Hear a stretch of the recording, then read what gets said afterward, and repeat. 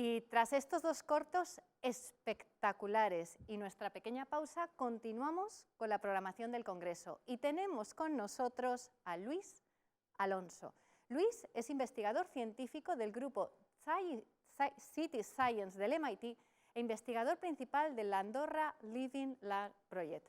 Y además a Luis tengo la suerte de haberle conocido en mi serie de televisión La Cuarta Revolución, donde le pude entrevistar en Estados Unidos. Y Luis nos va a dar su visión sobre cómo podemos conseguir entre todos unas ciudades más colaborativas utilizando la tecnología para que sea más colaborativa, pero también mucho más calidad de vida, más, pues mejor, todo para todas las personas. Bienvenido, Luis, la pantalla es tuya. Un placer, muchas gracias. La verdad es que es un placer estar hoy aquí. Os hablo desde el MIT Media Lab en Boston. Así que buenas tardes a vosotros, buenos días aquí. Y voy a empezar ya directamente a compartir mi presentación, que es un poco larga, espero hacerla amena.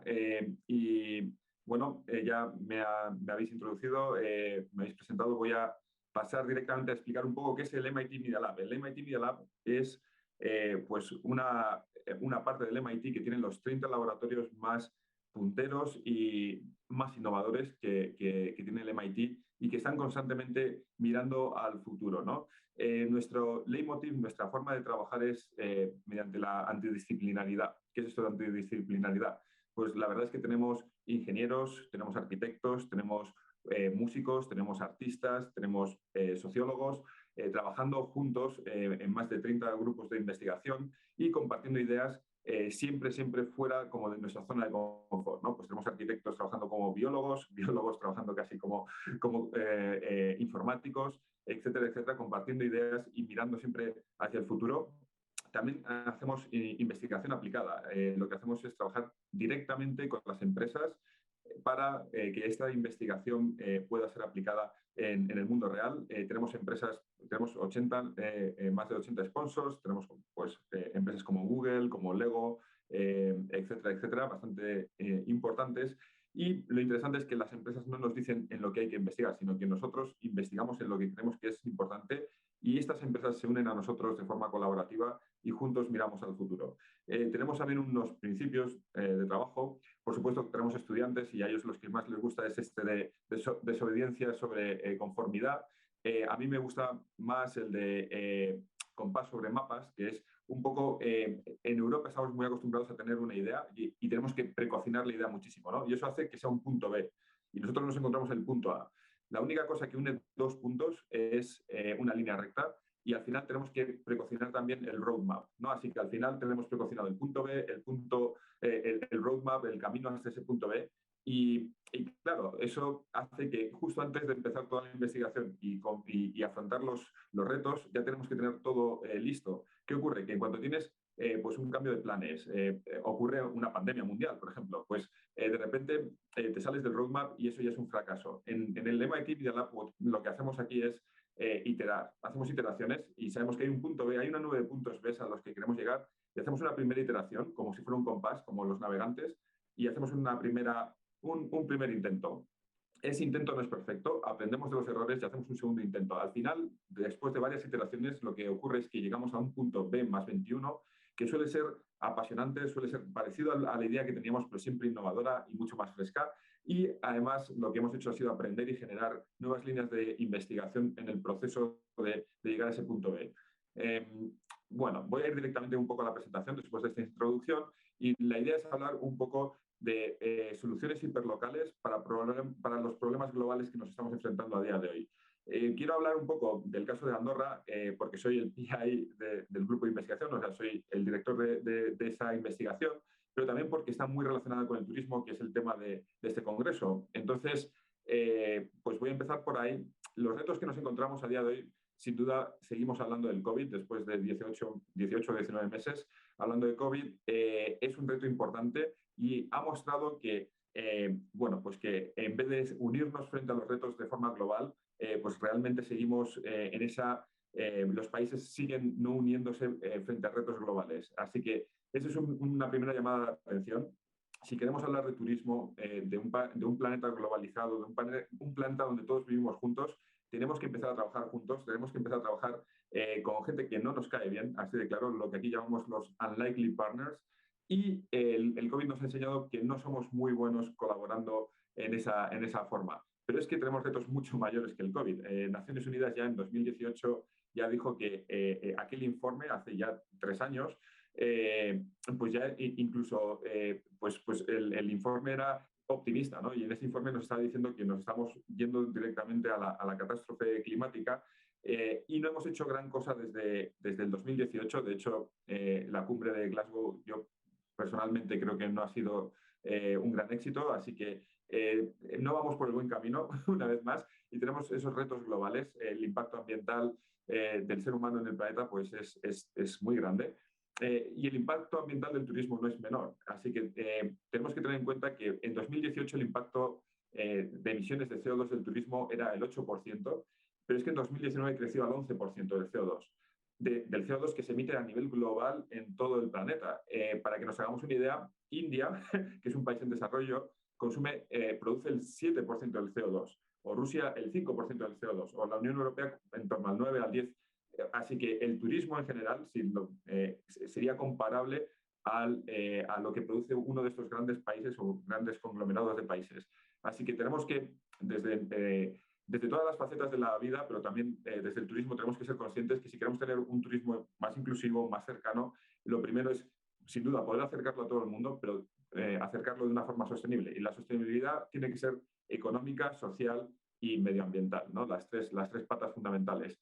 Hay gente que cree que bueno, no pasa nada porque la tecnología lo va a resolver todo. Aquí estamos en el MIT y bueno, en el futuro vamos a tener hologramas, coches autónomos, todo va a ser súper limpio. De hecho, nuestras casas van a ser inteligentes, súper eficientes. A la hora de viajar vamos a viajar de forma eficaz y vamos a tener un robot que va a hacer nuestro trabajo cuando no nos apetezca ir al trabajo, ¿no? Bueno, esto para mí es una de las ideas, una forma de luchar contra estos cambios, contra el cambio climático y otros retos. La tecnología sin duda va a estar ahí, pero la tecnología es una herramienta y no podemos no solo podemos creer en esa herramienta. ¿Por qué? Pues porque esa herramienta dentro de una sociedad como la que tenemos, que está basada en la depredación, pues no funciona. La depredación quiere decir pues, que nuestra economía se basa en que el pez grande se come al pez pequeño y está muy bien, ¿no? Porque nos dicen, no, es que así es la naturaleza.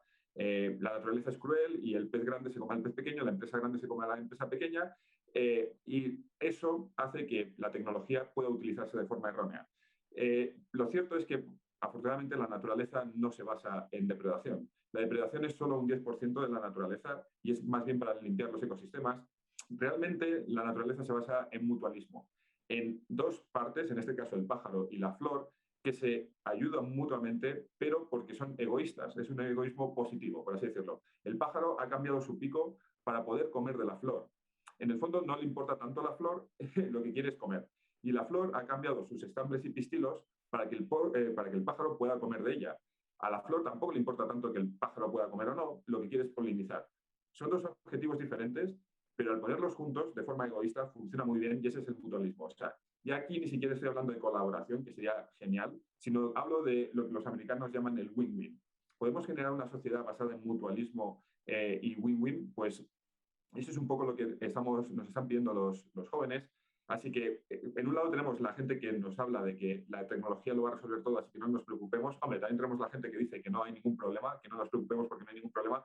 Y en otro lado tenemos a nuestros jóvenes diciéndonos hay un problema muy fuerte y tenemos que cambiar la mentalidad. Así que en el grupo lo que pensamos es que tiene que ser un consenso de estas dos cosas, tecnología y cambio de mentalidad.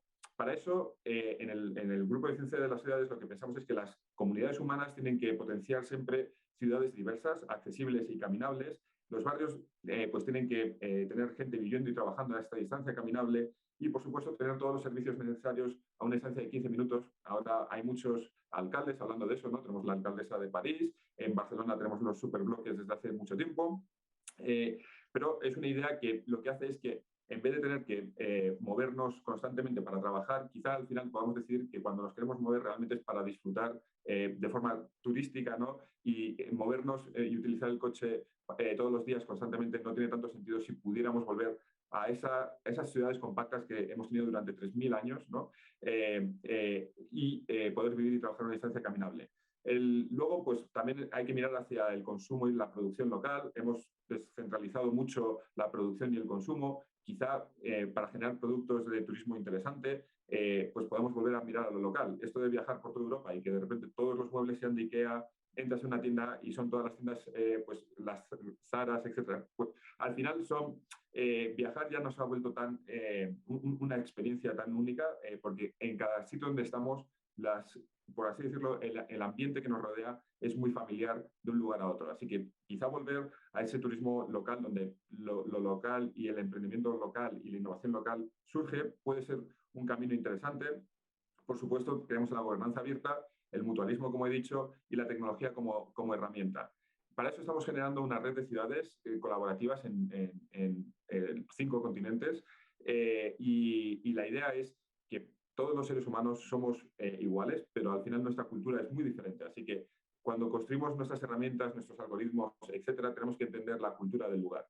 Por eso hemos también generado 3 herramientas. Una es lo que llamamos el Cityscope, que básicamente es mirar en los datos que disponemos del ser humano, de cómo se mueve el ser humano, intentar proyectarlos en mesas para que la gente pueda entender cuál es el impacto de estos seres humanos cuando se mueven, cuando viajan, cuando consumen energía, etcétera, y que puedan tomar decisiones. Así que está embebido en estos sistemas simulaciones que nos ayudan a tomar decisiones de qué ocurriría si de repente hago que un hotel se implante aquí, o qué ocurre si de repente cierro esta zona al tráfico, cómo va a impactar en el comercio. Luego tenemos esta idea de intentar eliminar el coche dentro de las ciudades y generar una micromovilidad con una escala humana. Eso va a ayudar a reducir los impactos ambientales, y por eso estamos proponiendo vehículos como este Persuasive Electric Vehicle, el PEV, que cuando no lleva personas lleva productos, también resuelve problemas de la última milla. Y lo último son espacios que se transforman, espacios que se transforman de dormitorio a salón, de salón a la cocina, etcétera, con la idea de poder traer diversidad a los cascos históricos y a los centros de las ciudades, donde el suelo es tan caro que la gente cada vez tiene que vivir en espacios más pequeños. ¿Qué ocurre si se transforman? Pero también este tipo de arquitectura está muy orientada, de hecho tenemos una spin-off y los grandes clientes realmente al final son gente pues que tiene retos en temas de accesibilidad, así que, y gente de edad avanzada también, así que vemos que la parte robótica lo que hace es también ayudar en ese aspecto muchísimo. Pero vayamos al proyecto de Andorra rápidamente. ¿Y por qué elegimos Andorra? Pues Andorra, lo primero, porque es un país pequeño y ágil y tiene una legislación que se mueve bastante rápidamente, a lo mejor a veces no tan rápido como nos gustaría, pero se mueve muy rápido, y eso hace que podamos generar un Living Lab allí. Lo que hace es que tengamos lo que aquí se llaman experimentos naturales, porque tienes la población de un gran país, pero en una escala de ciudad, ¿no? Así que tienes esa complejidad de país, pero casi en una escala que es muy manejable. Luego tenemos el liderazgo de un país que está comprometido con la innovación, el acceso seguro a los datos anonimizados con todos los estándares europeos, que eso también es muy importante, siguiendo los estándares europeos, y tienen retos súper interesantes relacionados con el turismo, con el cambio climático, etcétera. Tienen una población de 8 millones, tienen 70.000 personas viviendo como población, pero tienen 8 millones de turistas al año y lo que genera el 28% del Producto Interior Bruto. En 2015 empezamos con 4 stakeholders, con 4 partes importantes, que era una parte del gobierno, la Telecom, Andorra Telecom, FEDA, que es la energética del país, y la Universidad de Andorra. Así es como empezamos pequeños. Nosotros siempre ponemos lo que decimos unlikely partners a trabajar juntos, o sea, gente que normalmente les cuesta más colaborar. En Andorra fue bastante fácil porque ya colaboraban un poco. Y 2021 lo que hemos generado, lo que han generado ellos con nuestra ayuda es un ecosistema de emprendimiento e innovación, que lo que ha hecho ha sido todos los elementos atomizados del país de investigación los han puesto juntos, todo en el nuevo centro de investigación que es Andorra Recerca e Innovación, y han generado colaboraciones con más de 151 empresas dentro del país. Tenemos a todos los ministros involucrados en la investigación, han generado alianzas en muchos continentes, en muchas ciudades y en el mundo, con universidades, empresas, etcétera, etcétera. Y gracias a eso, pues, y siguiendo nuestra metodología, pues hemos llegado a desarrollar una metodología con ellos que básicamente consiste Primero tenemos que crear conocimiento, entender cuáles son los retos, buscar la transformación, qué pasaría si generamos algún tipo de política que ayude a solucionar el problema al que nos enfrentamos. Para eso necesitamos herramientas de predicción que nos ayuden a entender, ok, estas son las diferentes políticas posibles que podemos implantar o los diferentes elementos que podemos crear, cómo impactarían. Una vez más, tenemos que hacer un despliegue, tenemos que hacer experimentos, ver cómo funciona y si funciona, pues escalarlo, pero siempre bajo un consenso y con una gobernanza global. La primera cosa que hicimos fue generar el protocolo de Andorra para datos, para que toda la generación de datos y trabajo con los datos fuera lo más segura y fiable posible. Trabajamos con Sandy Petland, que es el grupo hermana aquí en Human Dynamics, en el MIT, y es bueno, él trabaja con el World Economic Forum, trabaja con Naciones Unidas, trabaja con la Unión Europea en tema de datos, así que hemos seguido todos los protocolos pues de seguridad y limpieza de datos. Y aquí tenemos uno de los primeros experimentos que hicimos con datos de telefonía en Andorra, totalmente anonimizados, y aquí estamos viendo básicamente cómo la gente utiliza su teléfono móvil en 2015 en Andorra. Y vemos cómo en la capital, esa burbuja blanca en el centro, es donde más llamadas hay a lo largo de la semana. Gracias a eso podíamos ver, en azul vemos cuáles son los caminos más utilizados por los franceses cuando visitan Andorra, y en blanco vemos los caminos más utilizados por los españoles cuando visitan Andorra. Esto es muy interesante porque simplemente a través del teléfono móvil podíamos entender las dinámicas de las personas cuando hacen turismo en Andorra, lo cual era uno de los retos, y gracias a eso pudimos generar una serie de herramientas que podían predecir cuál era el camino el siguiente paso de los turistas cuando llegaran a Andorra en su visita. Y esa era un poco la idea. ¿Cuál es el potencial siguiente paso que va a tener un turista, etcétera? Esto, pues, teníamos estudiantes que estaban muy interesados en este tipo de herramientas, porque así podías generar luego cupones o incentivar al turismo a que fuera muy focalizado a diferentes puntos, o incluso podrías localizar dónde ubicar una tienda o dónde ubicar un hotel, si sabes cuáles son los patrones de comportamientos de los turistas.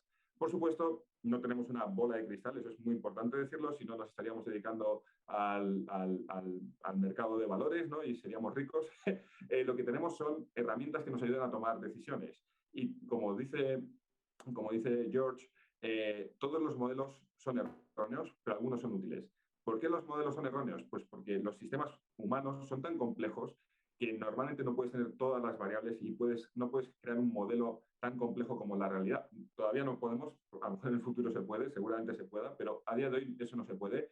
Así que solo podemos mirar a las variables que tenemos datos. Así que hay otras variables que interactúan con el modelo que no están involucradas y que pueden hacer que el modelo, por ejemplo, pues sea erróneo, como muy bien dice George. Así que el primer modelo que hicimos en Andorra, aquí estamos visualizando en puntos naranjas, son los españoles. Ahí están veis ese grupito de grupos naranjas, están en el Circo del Sol, y vemos a los azules, son los franceses. Hemos quitado el movimiento de los andorranos y veis que los franceses se encuentran abajo, como en la frontera entre España y Francia, porque lo que hacen normalmente los franceses es ir a comprar productos allí, y los españoles lo que hacían era, pues en este día estábamos viendo el día del Circo del Sol.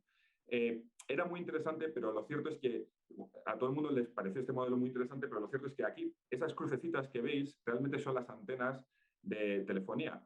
Y lo que ocurría es que el modelo es bastante fiable, pero tenía un error en cuanto a dónde se producían estos eventos bastante grande. Pues digamos, pues 300 metros seguramente de error. Eso a nosotros nos parecía que no era suficiente, así que lo que hicimos fue cómo podemos hacer que este modelo, que ya empieza a dar algún resultado, cómo lo podemos refinar, cómo podemos entender mejor el turismo dentro de Andorra.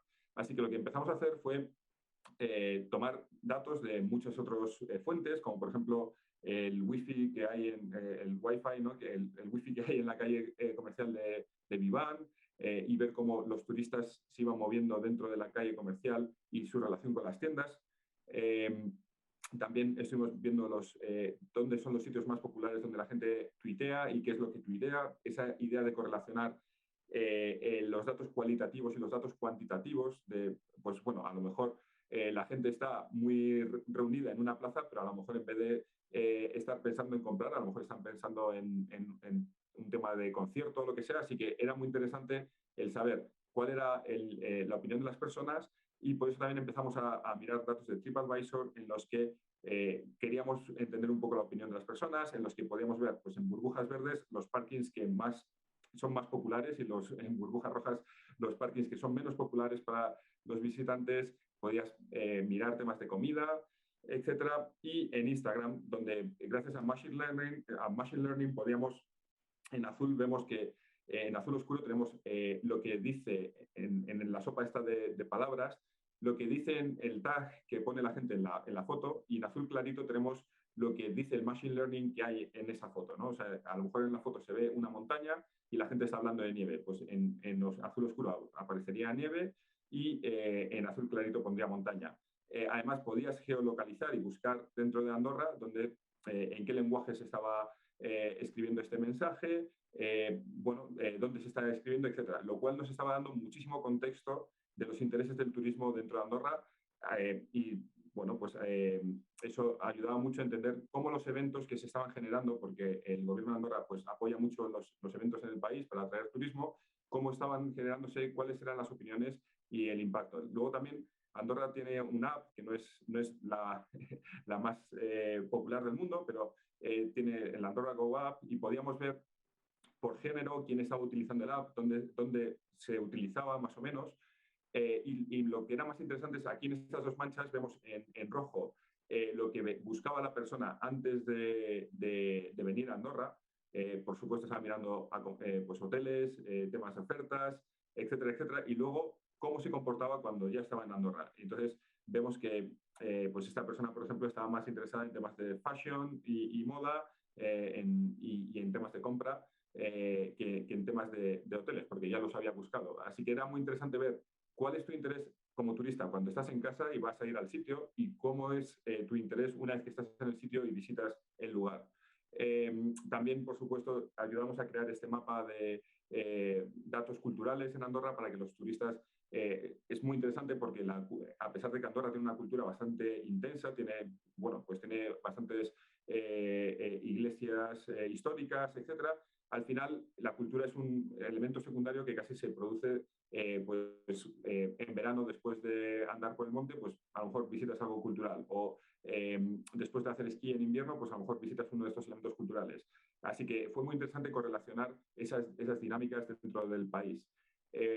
¿Cómo hicimos eso? Pues este es uno de los primeros ejemplos en los que pudimos correlacionar los datos de telefonía con los usos de suelo y así pudimos ver también pues cuál es el comportamiento más habitual de los españoles cuando visitan Andorra, cuál es el comportamiento más habitual en cuanto a qué tipos de restaurantes, qué tipos de hoteles, etcétera, etcétera.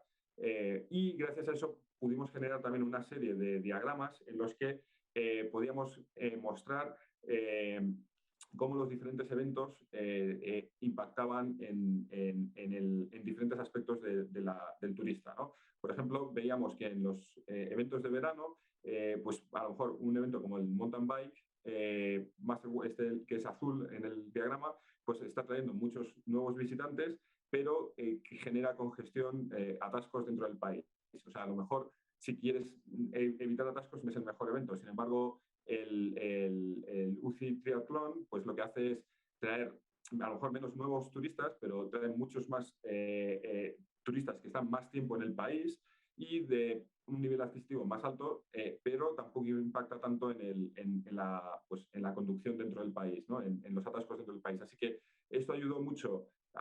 Son datos ya muy antiguos, estos pues experimentos que ya estuvimos haciendo en 2015, 16 y 17, y ayudó mucho en aquel momento a tomar decisiones a niveles de eventos. Por ejemplo, esto es los eventos de esquí en 2014-2015 y vemos cómo hay algunos eventos de esquí que traen muchos turistas, nuevos turistas, pero luego no los fidelizas, ¿no? De repente es el total flight, de repente pues esos turistas no vuelven. Luego hay otros eventos como el Junior, que a lo mejor traen menos turistas, a lo mejor están menos días, pero realmente les fidelizan y vuelven al país, lo cual era también una característica importante para la toma de decisiones en Andorra. Otro reto que nos parecía muy interesante era cómo se influye a nivel social unos entre otros, cómo nos influimos, ¿no? Cuando hay un evento y decimos, oye, tienes que ir a ver esta película o tienes que ir a ver este espectáculo. ¿Cómo nos influimos? Así que simplemente viendo las conexiones de telefonía, cómo la gente se conectaba unos con otros, pudimos generar un mapa de ver cuál es el Ripley Effect, ¿no? Esto que nos dicen siempre que estamos a 3 personas de distancia del presidente de Estados Unidos, de conocer al presidente de Estados Unidos, o a 4 personas de distancia. Ese es el Ripley Effect. Y lo que aquí estábamos viendo era a qué distancia la persona a la que le llega la información ya no va a ese evento. Así que lo que estuvimos haciendo fue comparar el Circo del Sol con un centro comercial, por así decirlo, y cuál era más pregnante y cuál llegaba más lejos.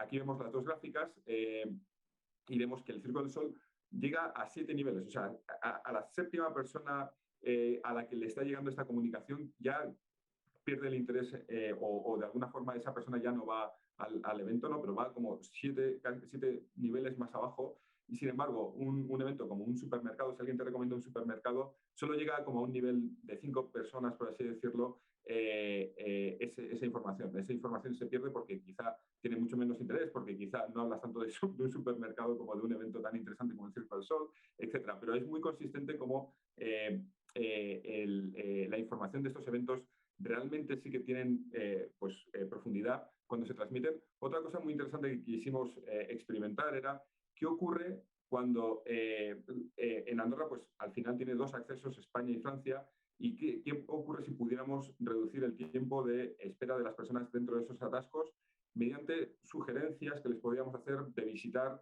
eventos, visitar tiendas, visitar otros elementos antes de volverse a meter en el coche. Imaginaros que tú has terminado de esquiar y te quieres volver a casa, pero de repente tu teléfono te pudiera decir, no, hay un atasco de 1 hora, te recomiendo que ya que has estado esquiando, pues te puedes tomar un caldo calentito aquí o puedes visitar esta tienda de esquís, etc.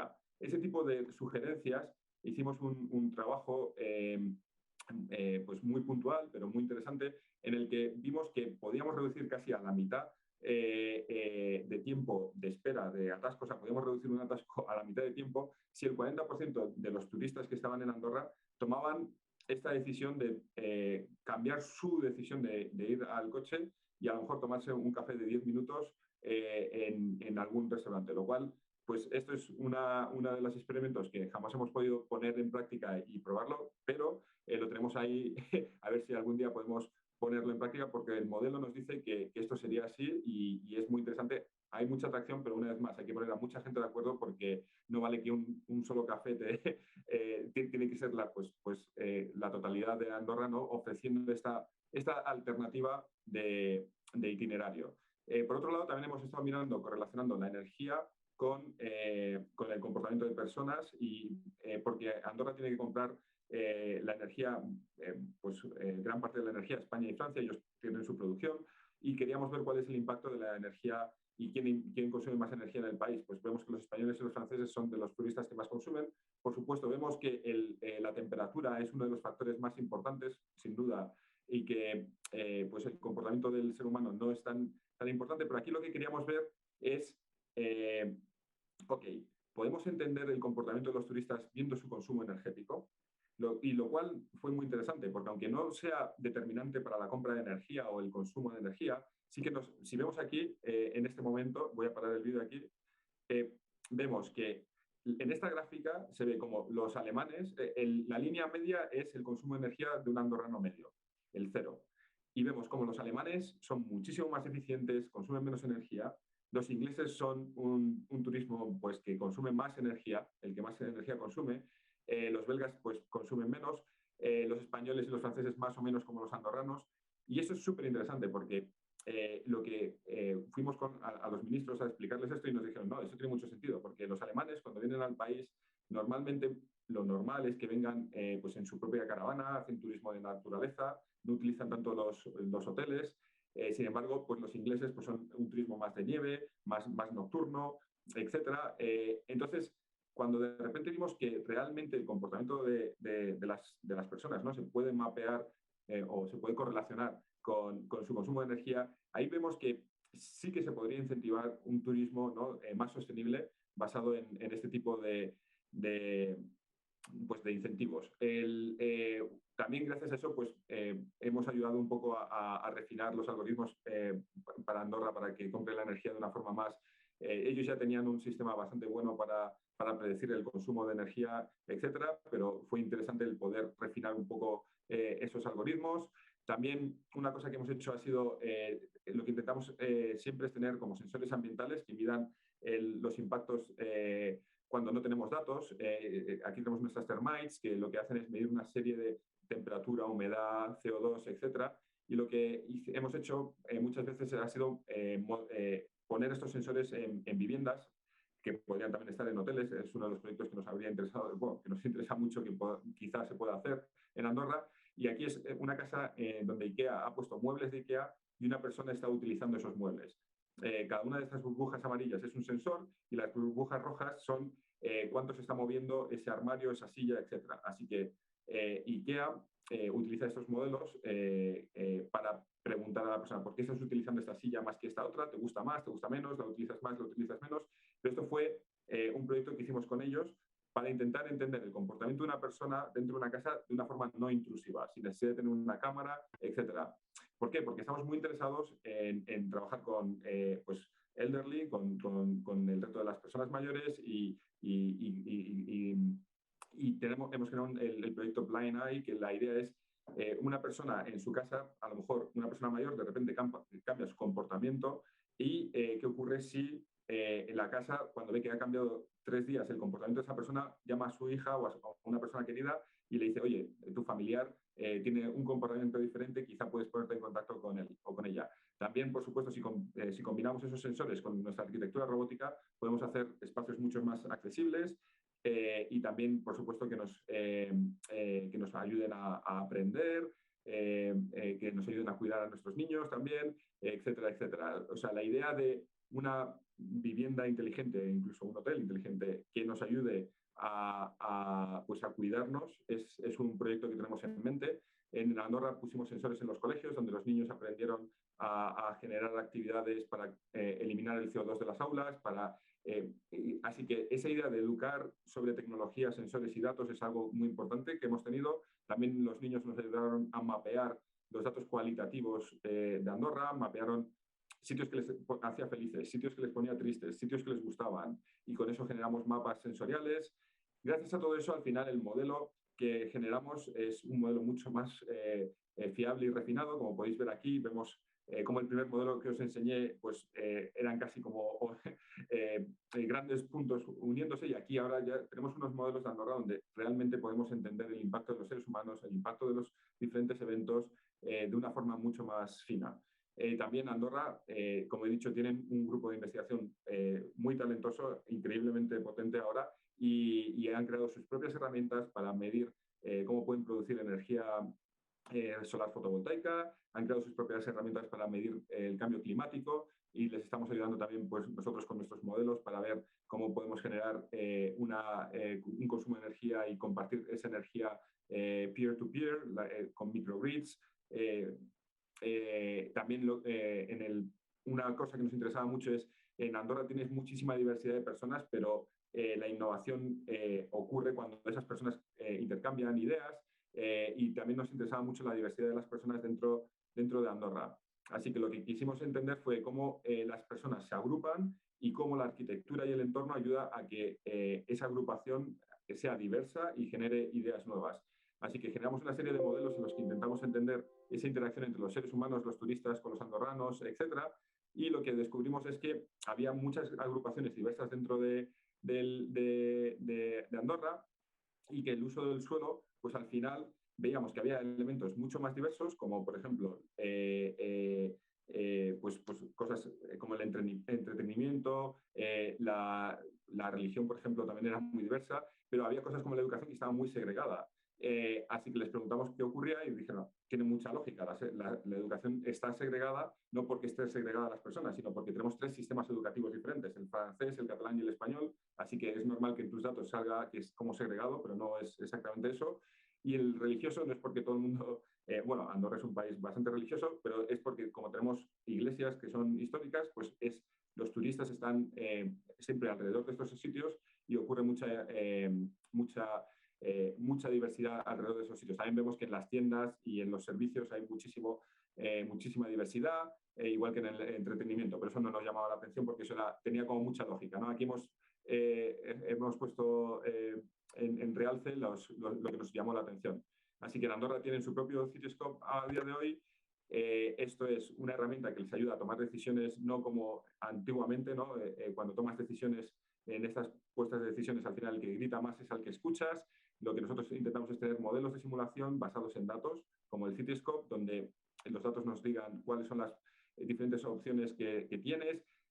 Un ejemplo, lo que hacemos normalmente es, tenemos un espacio urbano, lo transformamos en un modelo de Lego, y sobre ese modelo de Lego lo que hacemos es proyectar nuestras simulaciones de datos de qué ocurriría si cambiamos esta parte de la ciudad.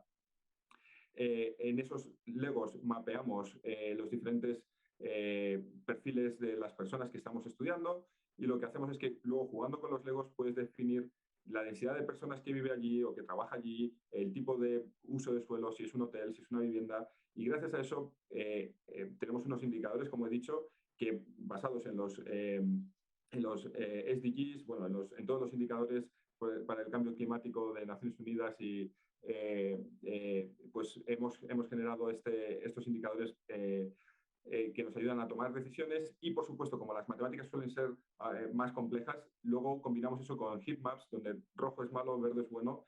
Y al poner todo eso junto en una herramienta como el Cityscope, lo que podemos hacer es que los gobiernos, la ciudadanía, la industria, se pongan alrededor de estas mesas y puedan tomar decisiones. A lo mejor un alcalde no entiende tan bien el radar, pero entiende los heatmaps muy bien, ¿no? Verde, una vez más, es bueno, rojo es malo.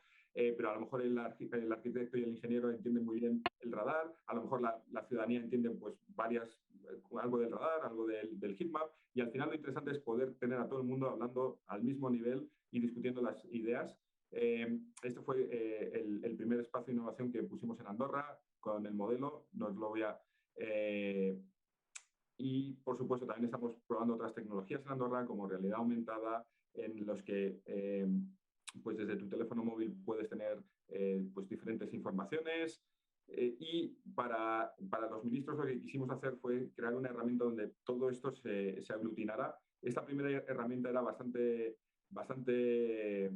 compleja, porque metimos un poco de todo, y al final nos damos cuenta que para que la toma de decisiones pueda ser más fácil, necesitas una herramienta más sencilla. Así que, de hecho, fue Andorra y Recerca e Innovación los que generaron con nosotros esta otra herramienta mucho más sencilla, donde los ministros a día de hoy, casi en tiempo real, pueden mirar pues atascos, pueden mirar prácticamente casi todos los mapas que he estado enseñando, los pueden ver de una forma mucho más sencilla, cuáles son los turistas que están generando ese atasco, consumiendo energía, etcétera, etcétera.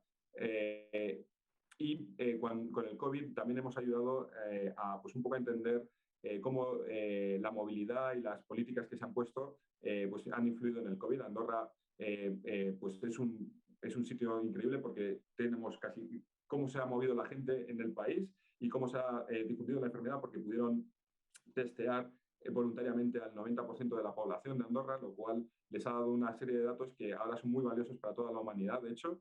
Y gracias a eso podemos entender pues cómo el confinamiento realmente ha ayudado, cómo pues la interacción en espacios públicos no tiene tanto peligro como en espacios cerrados, etcétera, etcétera. Y gracias a eso también hemos generado algunos otros modelos de simulación de COVID en espacios cerrados.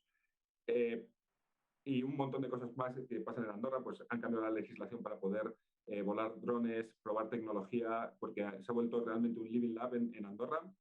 De hecho, probamos nuestro PV hace mucho tiempo allí, lo hemos ido probando diferentes años, hasta que a día de hoy el PV se ha transformado en el proyecto de investigación que tenemos a día de hoy aquí, que también es para una movilidad más sostenible y accesible para todos, como podéis ver. Y es muy interesante porque mucha gente en Andorra ha descubierto pues eso, que la tecnología no crece en un árbol, que tienes que invertir tiempo e investigación pues para pasar del PIB 2015 a 2021, este de aquí, pues ha llevado su tiempo.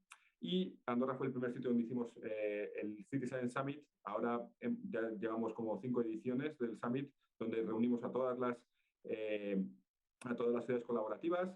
Y ya, para terminar, el siguiente reto que tenemos con Andorra es que se quiere transformar en el primer país entero que sea parte de la biosfera de la UNESCO, lo cual les va a llevar a tener que cambiar una vez más de mentalidad, pero también combinarlo con tecnología. Vamos a tener que encontrar ese punto de intersección donde podemos vivir en armonía con la naturaleza, gracias a la tecnología que tenemos y también gracias a cambios en nuestra mentalidad. Y ese es un poco el reto que tenemos para los años futuros con Andorra. Muchas gracias. Espero no haberme extendido mucho. Un placer.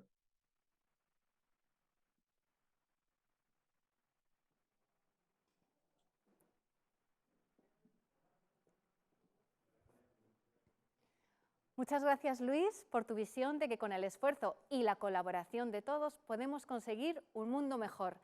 En este tiempo de pausa, para seguir aprendiendo y compartiendo, vamos a ver una serie de vídeos con proyectos relacionados con turismo, accesibilidad y personas. Nos vemos dentro de un momento.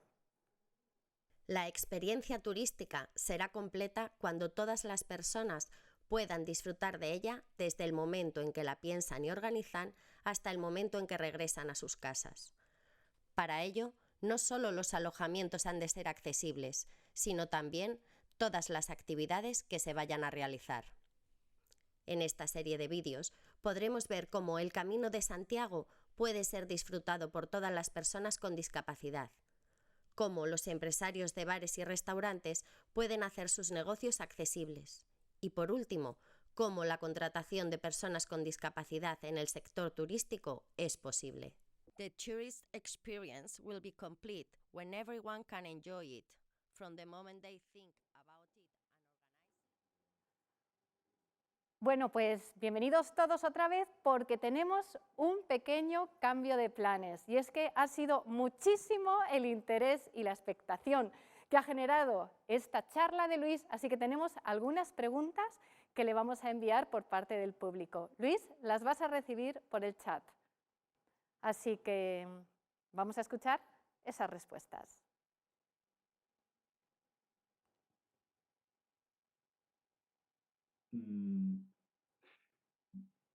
No me ha llegado todavía. Vamos enviándole las preguntas, por favor. Si no, yo le puedo hacer muchas, porque yo estuve allí viendo el proyecto en Estados Unidos y tengo que decir que, bueno, fue algo absolutamente espectacular lo que se puede llegar a conseguir, Luis, con unos Legos. ¿Vamos llegando a las preguntas? ¿Haciendo llegarlas ya?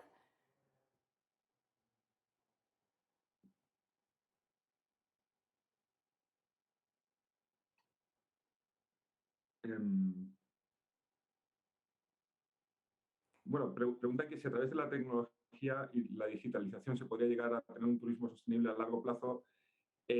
Como he dicho, la tecnología solo es una herramienta, es una pata más.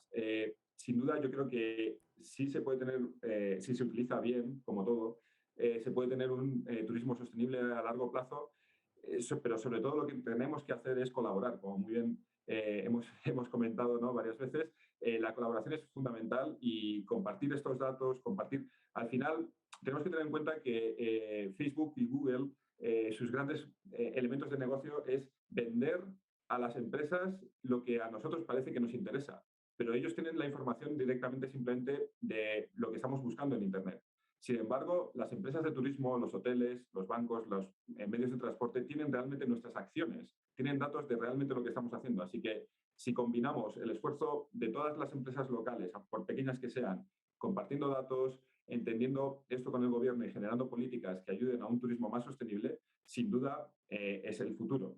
Ahora, si utilizamos esto de forma en plan silos, de forma depredadora, pues va a ser un desastre, pues como todo. Al final, o colaboramos, por desgracia, el ser humano está creado para colaborar. Hemos sobrevivido 3 millones de años porque hemos colaborado como clanes, como familias, luego como ciudades, como estados, y ahora como planeta global tenemos que empezar a aprender a colaborar. No lo sabemos hacer y tenemos que aprender. Así que sí, la tecnología es fundamental para eso, pero tenemos que colaborar.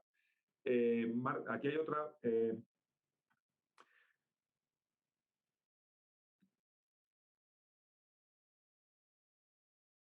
Sí, me pregunta que si a través de la inteligencia artificial el modelo se va actualizando y aprendiendo sobre sí mismo.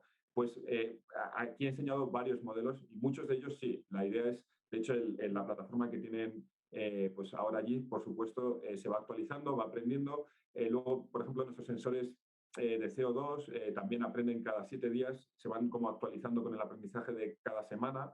Pero es una metodología bastante convencional, quiero decir que no es nada súper innovador. Al final, lo que hay que hacer, lo bueno que tiene la inteligencia artificial es que mediante regresiones lineales puedes ir aprendiendo de los datos y siempre mejorando un poco más. Una vez más, la inteligencia artificial es una herramienta y por supuesto, bien utilizada, pues nos puede ayudar muchísimo a entender mejor el comportamiento de los seres humanos y a crear políticas que les ayuden, políticas, medidas, cupones, productos, lo que queramos, que les ayuden un poco que nos ayuden a todos a mejorar nuestro nivel de vida y nuestra experiencia turística.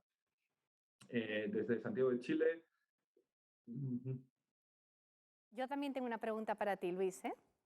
Vale, los bases de datos. Pregunta que qué datos se utiliza para hacer los estudios que hemos hecho. Como he dicho, pues he sido bastante transparente. Hemos usado los datos de telefonía anonimizados y seguros y antes de llegar a nosotros ya estaba totalmente anonimizado. Y luego lo hemos correlacionado pues, con otros datos pues de redes sociales, como Twitter, como Instagram, etcétera, etcétera. Y luego algunas empresas, algunas empresas locales también han compartido sus datos de alguna forma.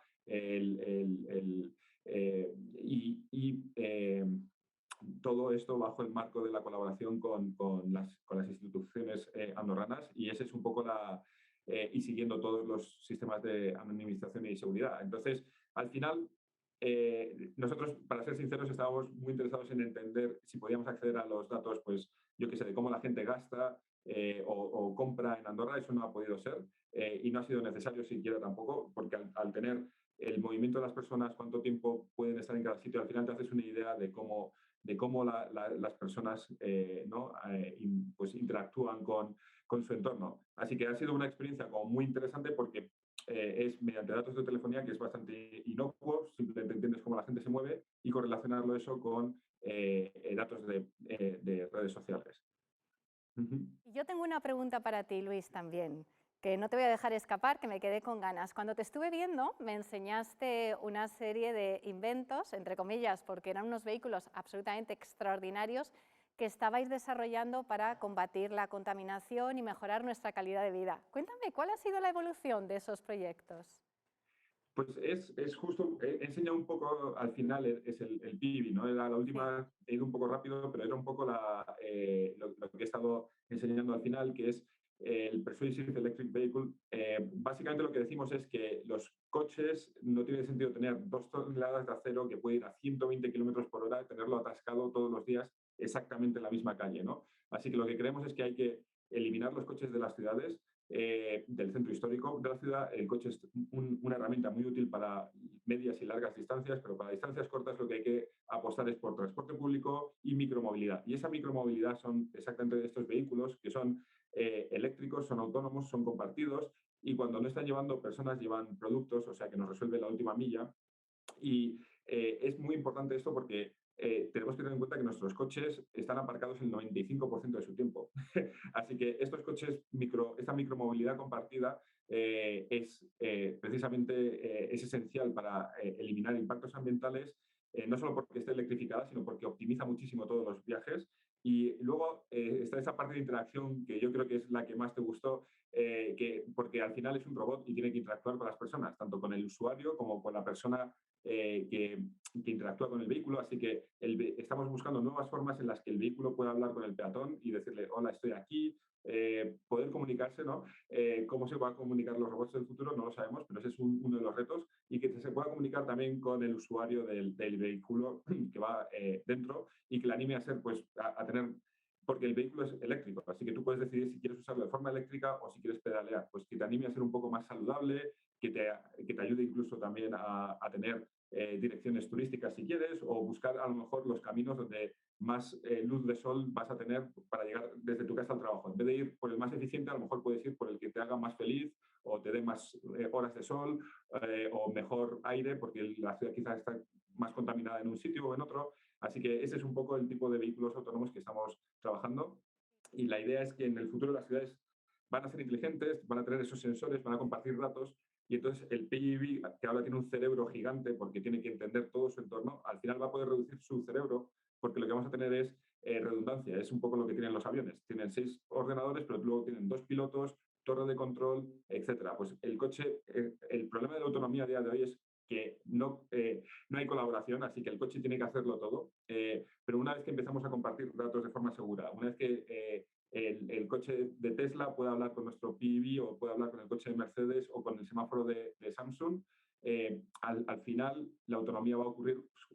La tecnología está ahí, ahora lo que necesitamos es que los seres humanos nos pongamos de acuerdo y queramos movernos hacia adelante con políticas y compartiendo datos y compartiendo infraestructura. Y como yo me quedé con las ganas, Luis, después de probarlo, ¿qué plazo me das para poder hacerlo? Bueno, pues ¿en qué momento del tiempo crees que lo tendremos en la calle? Una vez más, la tecnología está ahí, Tesla está ahí. ¿Hay accidentes? Sí, hay algunos accidentes precisamente porque no hay redundancia. El coche de Tesla, cuando se encuentra un objeto que no entiende delante, no puede preguntarle a la farola o a otro coche, oye, ¿qué tengo delante? Un avión, cuando tiene algo que no entiende delante, el piloto llama a la torre de control y dice, oye, ¿qué tengo delante? Cuando podamos hacer eso, lo mismo que ocurre en la aviación, cada país tenía sus aviones, tenían sus protocolos y una vez lo unificamos todo porque a los humanos nos interesaba tener un sistema global de aviación. Esto es lo mismo. Cuando a los humanos nos interese que tengamos un sistema tecnológico de autonomía, es cuando ocurrirá.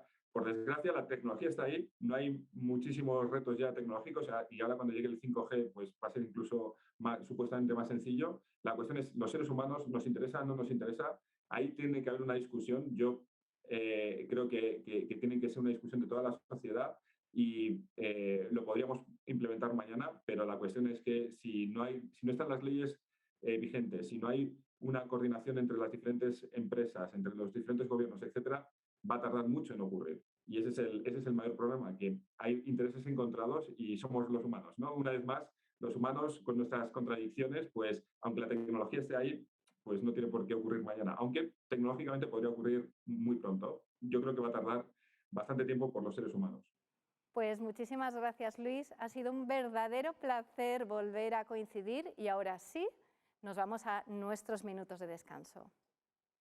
Muy bien, un placer y bueno, estás invitada a volver cuando quieras, ya está abierto la frontera. Gracias, tomo nota. Vale, adiós. Adiós.